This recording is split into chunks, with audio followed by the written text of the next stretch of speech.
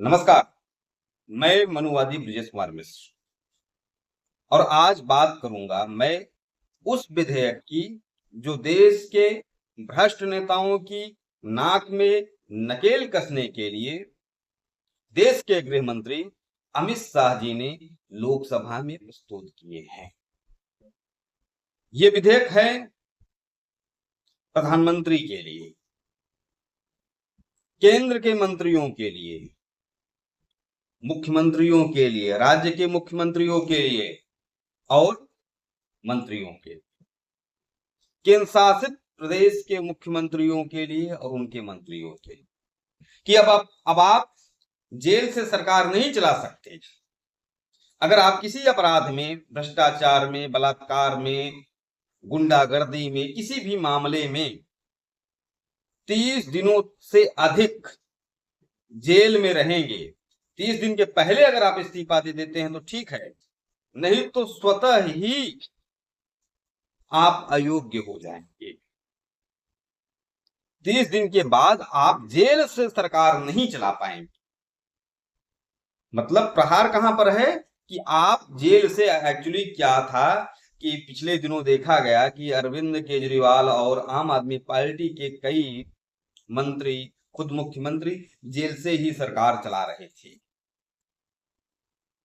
और इस प्रकार से देश में भ्रष्ट नेताओं का पूरा एक गिरोह तैयार हो रहा था धीरे धीरे।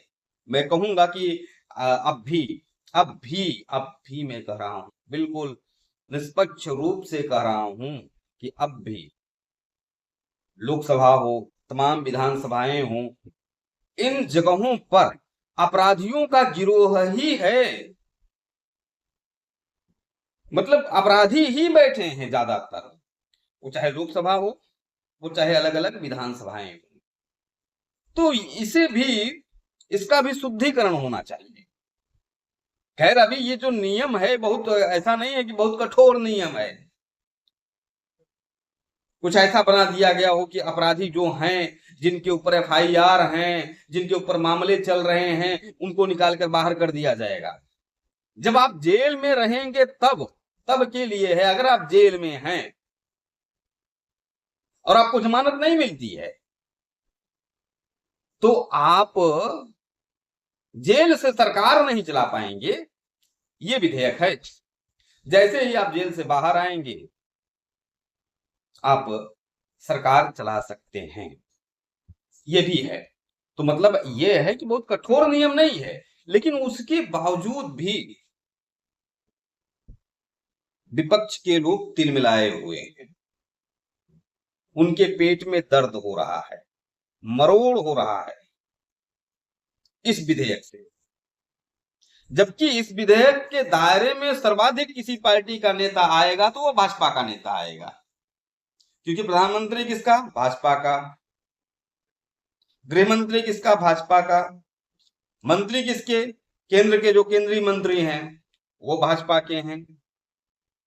सर्वाधिक राज्यों में मुख्यमंत्री किसके हैं? भाजपा के हैं। तो सर्वाधिक मुख्यमंत्री किसके होंगे? भाजपा के होंगे। मंत्री भी भाजपा के होंगे। लेकिन विरोध भाजपा के लोग नहीं कर रहे हैं। विरोध कौन कर रहे हैं? कांग्रेस के लोग, जो सत्ता से बाहर है। ये क्या दर्शाता है? ये दर्शाता है कि चोर के दाढ़ी में तिनका।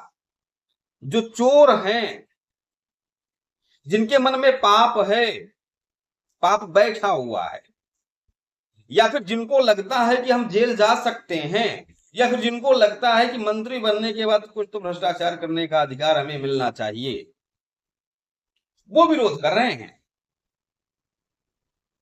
जो ईमानदार हैं, जिनको डर नहीं है, वो विरोध नहीं कर रहे।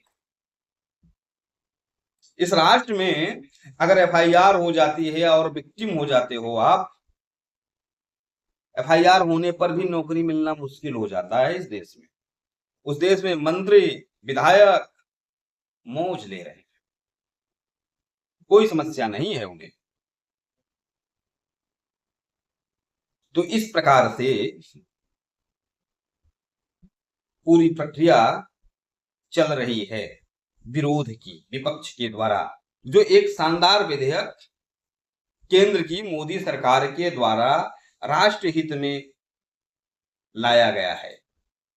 भाई, देश अपराधी चलाएंगे, देश गुंडे चलाएंगे, देश मवाली चलाएंगे, देश को ईमानदार नेता चलाएंगे, तभी इस देश से भ्रष्टाचार खत्म होगा।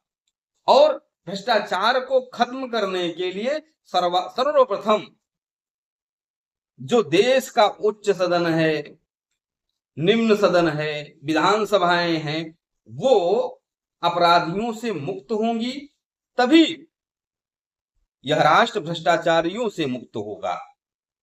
और मेरा स्पष्ट मानना है कि जो सर्वाधिक भ्रष्टाचारी हैं या भ्रष्टाचार का जो मूल है वो हमारे देश के लोकसभाएं हैं, विधानसभाएं हैं।